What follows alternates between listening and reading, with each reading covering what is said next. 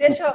Hoje o papo é com o Fábio Galeazzo, arquiteto, e com a Clarice Strauss, arquiteta. Eu vou pedir para vocês se apresentarem, porque a gente vai falar sobre uma coisa muito interessante, tem tudo a ver com o que a gente está vivendo agora, que é...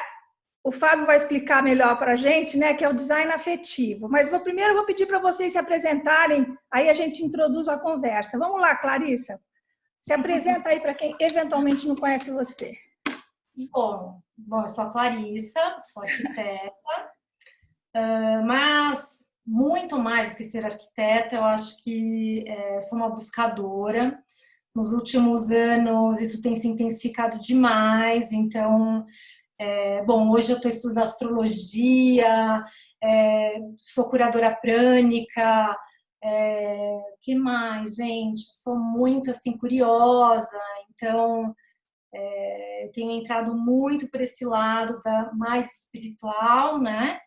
E agora, nos meus últimos projetos, eu tenho inserido também uma outra técnica, mas aí eu trabalho em parceria com uma radiestesista, e que é o Feng Shui, né? Então, eu estou trazendo isso já para os projetos, para realmente ajudar na qualidade de vida, né, das pessoas, enfim, dos clientes. Mais do que nunca agora, é muito né? interessante. É isso aí, queremos saber depois mais. E você, Fábio? Sim. Bom, eu sou o Fábio, sou designer de interiores. Acho que, assim como a Clarissa falou, também sou um buscador. Eu gosto de falar que eu sou um pesquisador independente, porque eu entendo que o mundo ficou muito múltiplo, né? Enfim, então você não consegue mais fazer uma pesquisa tão objetiva num só tema. Você realmente tem que costurar, é como se fosse um tecido, né? Você tem que cerzir os assuntos e buscar as informações aonde você precisa para você chegar a algumas respostas. Eu tenho uma experiência muito particular, por que eu fui parar nesse lugar, enfim. Em 2011 eu fui convidado para palestrar na China durante 10 dias na Universidade de Design, uma cidade chamada Hangzhou. E depois de 10 dias palestrando, eu não sei se eu estava muito cansado. No último dia de palestra, onde realmente no dia seguinte eu já ia partir, eu fui conversar com os alunos e eu fui sabatinado durante 2 horas por 200 estudantes, todos apinhados, um em cima do outro, como se fosse uma pirâmide, uma coisa muito chinesa, assim, muito tradicional. E eles começaram a me fazer questões que iam além do meu conhecimento técnico, né? Eles começaram a fazer questionamentos que me levavam para lugares emocionais da minha vida, né? E quando eu percebi, quem estava respondendo essas questões era minha avó, era meu pai, eram tias, eram casas que eu participei, porque eles queriam saber, as respostas eram todas emocionais, não eram mais respostas técnicas que eu poderia falar de combinações, de texturas, de conceitos, né? E eu fiquei muito angustiado, porque foi quase uma sessão mediúnica. Entrei num estado muito agoniante, assim, aquela coisa de quero sair daqui, quero ir para casa, não sei o que aconteceu. Quando eu cheguei no Brasil, quando eu entrei no avião mesmo, embarcando, me veio uma pergunta: por que que nós decoramos? Por que que nós decoramos? Por que que as pessoas investem uma fábula de dinheiro, né? Enfim, por que que as pessoas investem tanta energia para decorar uma casa? E isso me incomodou muito, e quando eu cheguei no Brasil, comecei a fazer a minha pesquisa acadêmica, enfim, que acabei fazendo mestrado nessa área, com essa pergunta: por que nós decoramos? E aí encontrei milhares de respostas, me apaixonei, e aí eu comecei a estudar isso. Aí eu fui mais para holística, fui mais para outros conceitos, para trazer essa parte, porque já alguns autores, como Jung, eles trazem essa questão do não físico, do emocional, do psíquico, né? E já dão um tratamento um pouco espiritual para essas questões. Então, eu entendi que eu ia ter que partir para esse caminho para justificar por que que nós decoramos. Então, deixa eu aproveitar e perguntar para você uma coisa, porque, né? O que que você acha dentro desse teu olhar? Eu quero saber a opinião da Clarissa também. O que que vocês acham que vai mudar na casa depois dessa experiência, dessa pandemia do Covid? A relação da gente com a casa, o que que vocês acham que vai mudar? Clarissa, diga lá. Eu acho que a gente está bem mais consciente, né, do que é a nossa casa, sabe? Eu acho que o Fábio vai falar de outras casas, né? mas eu acho que essa casa física, esse espaço que a gente vive, né, tá muito mais, a gente está observando muito mais, vivenciando muito mais cada espacinho da casa, né?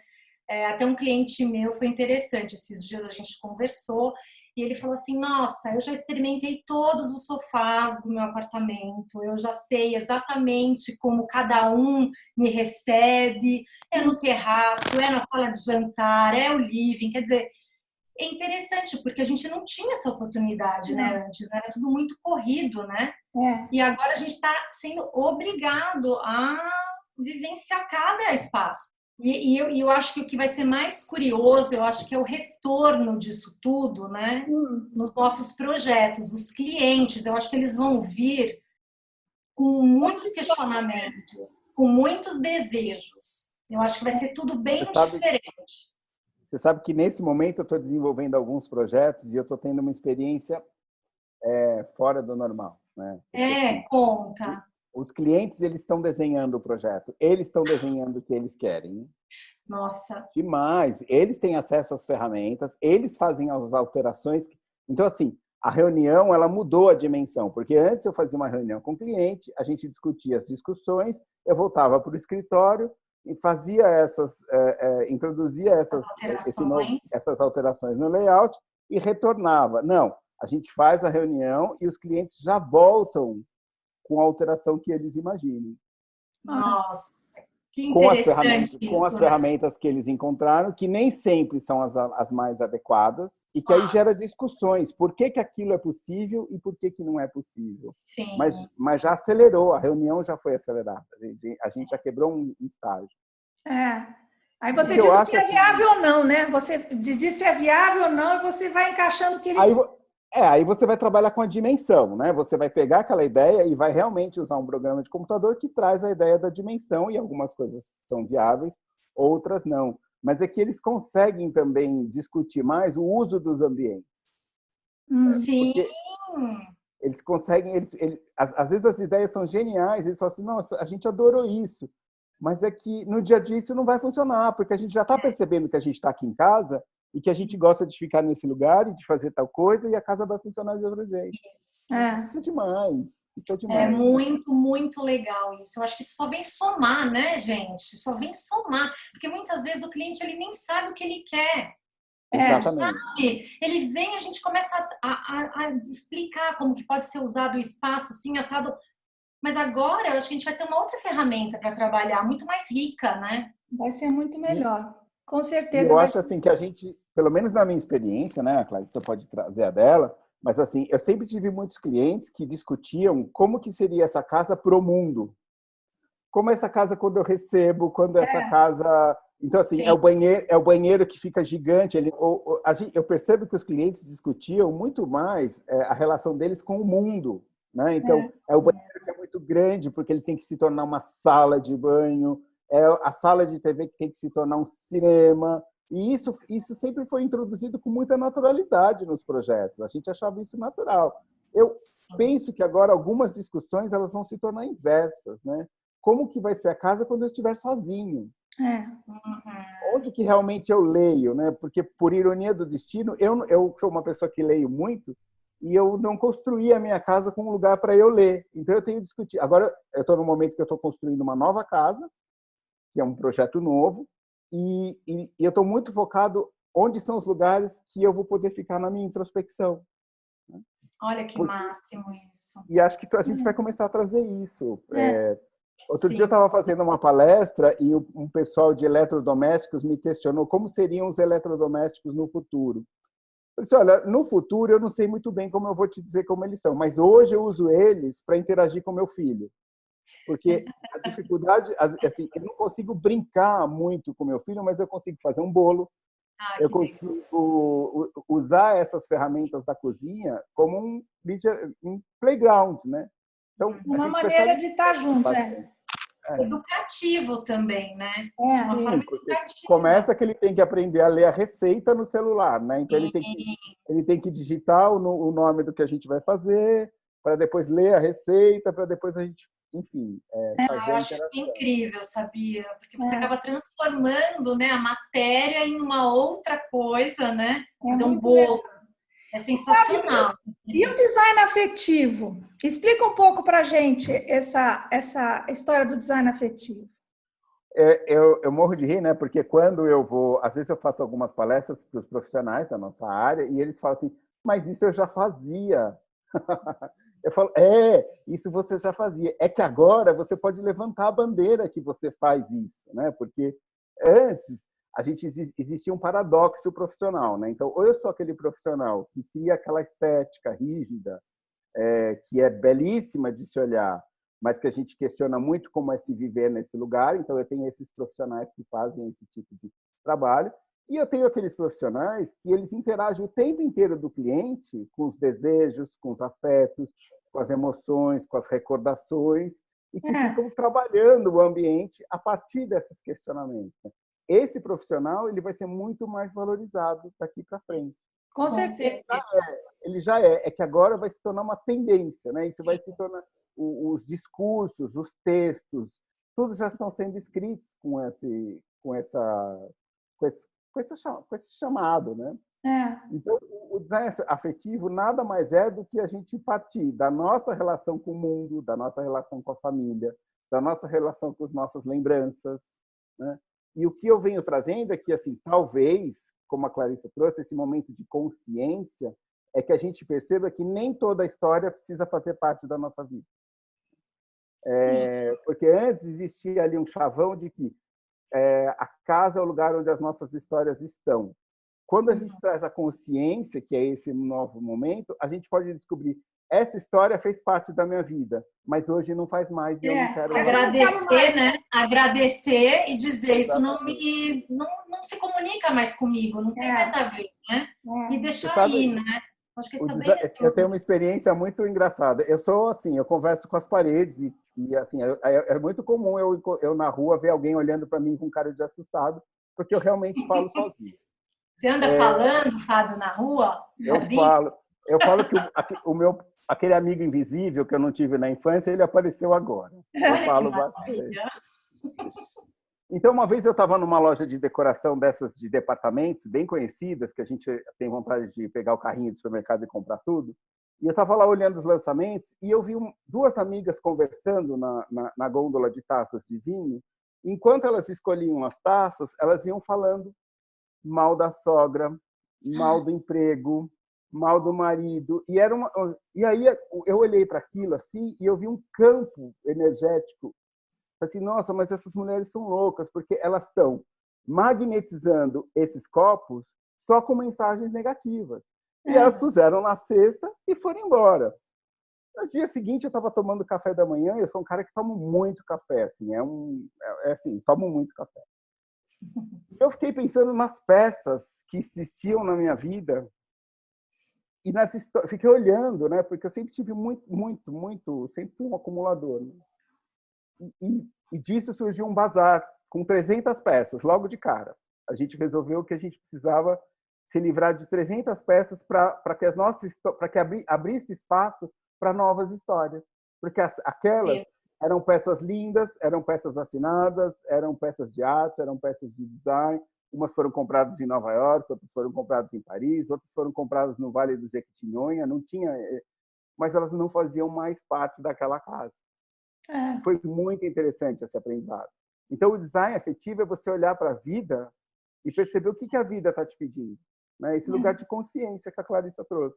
Pois é, Fábio, esse desapego, né, é um exercício, né, que eu acho que a gente também está sendo convidado a isso, né, nesse momento.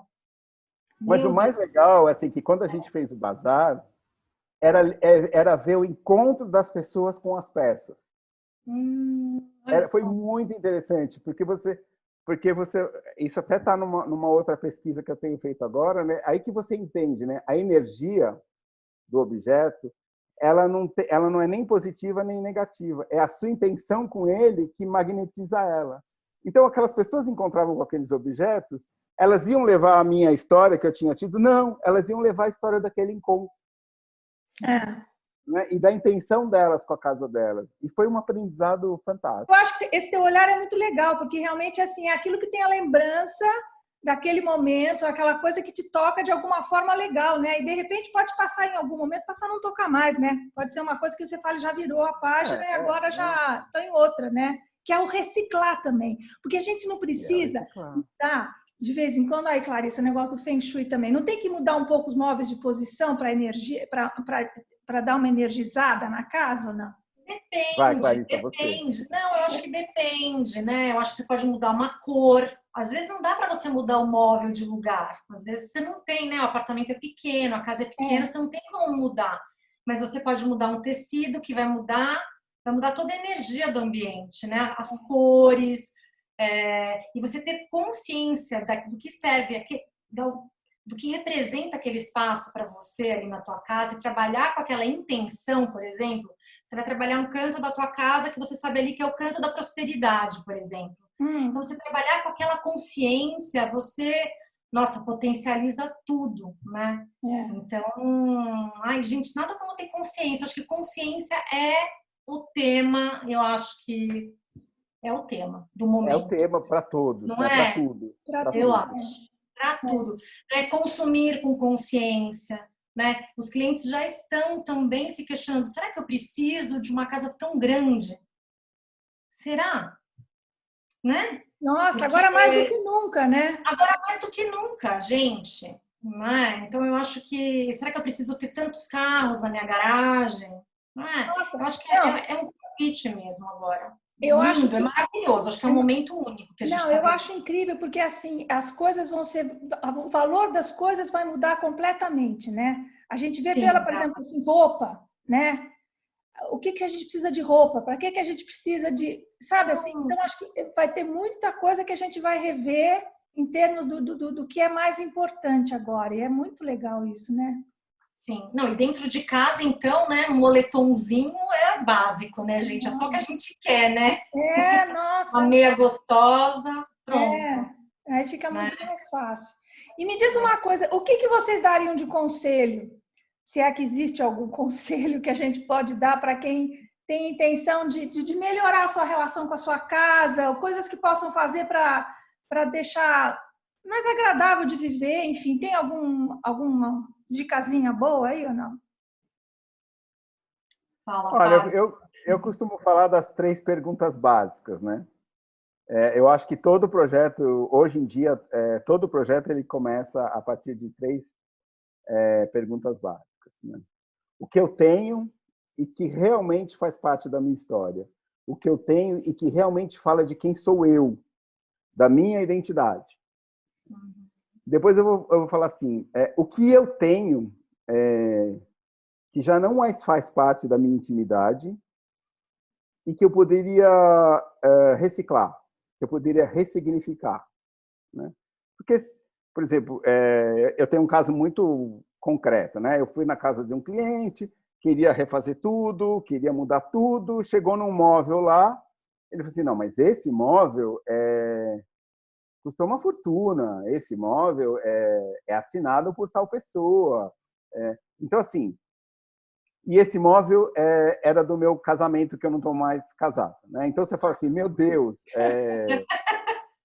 eu tenho, assim, você está enxergando, você está fazendo uma consulta ali, né? Porque além do que, né, Clarice, que a gente pode falar que uma consulta com o cliente, ela não é só uma consulta daquilo que o cliente nos diz, mas Claro a gente, o nosso papel está no que ele não nos diz, né? Então era um móvel que significava o casamento que não existia mais, era assinado e tinha um alto custo, né? Enfim, muito simbólico, né, Fábio? muito simbólico. Graças, assim, eu tenho a sorte de ter clientes muito especiais, então essa pessoa ela topou que a gente chamasse um artista plástico para pintar uma fênix no móvel, né? Porque representava exatamente ela enterrando o passado e renascendo melhor, né? Enfim, e o cara fez um trabalho fantástico, né? Que lindo! Foi lindo, né? Porque ela teve a chance de realmente de pensar sobre a questão, né? De avaliar, de ficar ali. Ressignificar. E a peça... Ressignificar.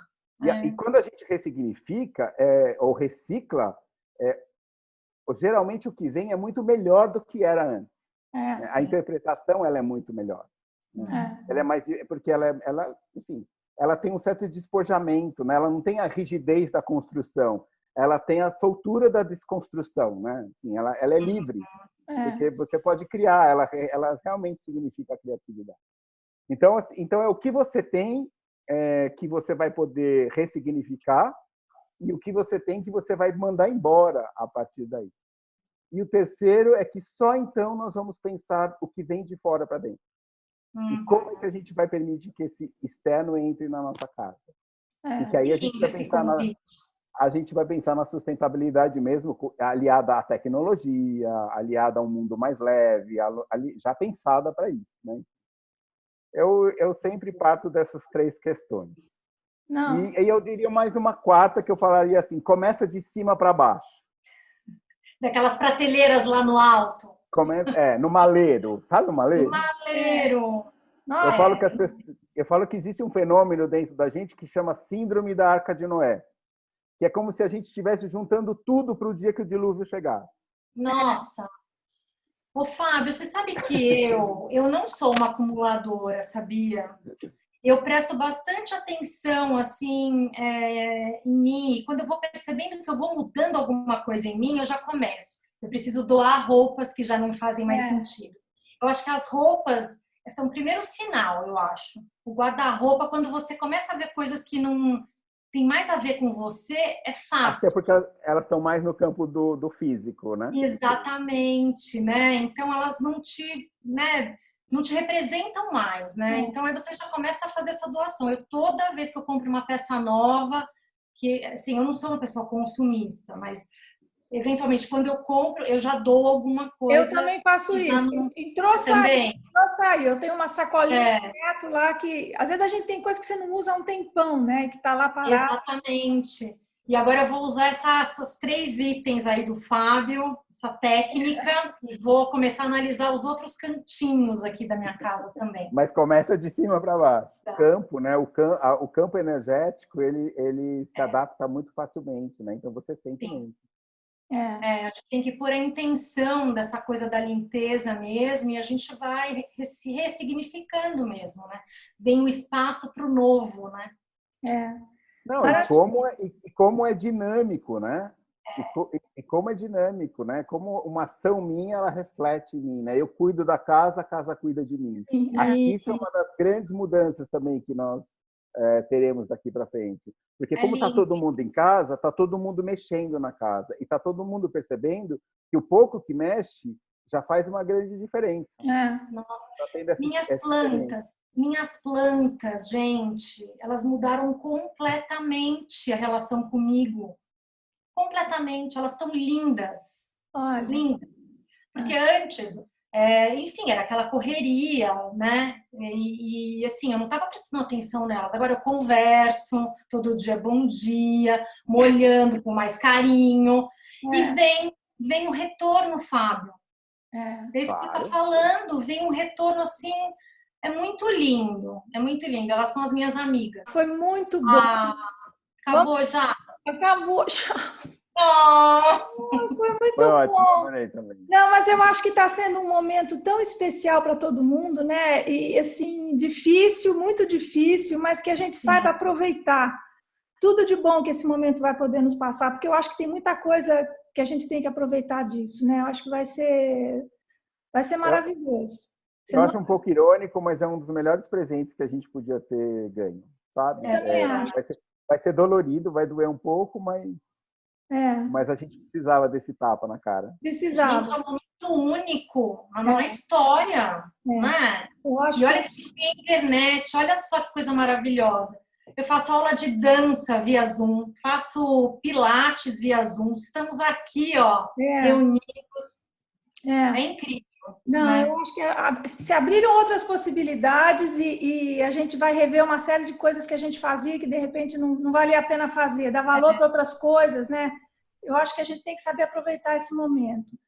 Mas olha, super obrigado, Fábio, Clarissa, queridos. Adorei ver obrigada, vocês. Graça, Fábio. Muito obrigado mesmo. Bom, Graça. Tá. Obrigada, Fábio. Obrigada. Tchau. Cuidem-se, né? Cuidem-se bastante, fiquem bem e a gente vai retomar isso. Vamos falar mais. Tá bom? Adorei. Tá bom, queridos. Obrigado, tchau. Obrigada. Tchau. Tchau. Tchau.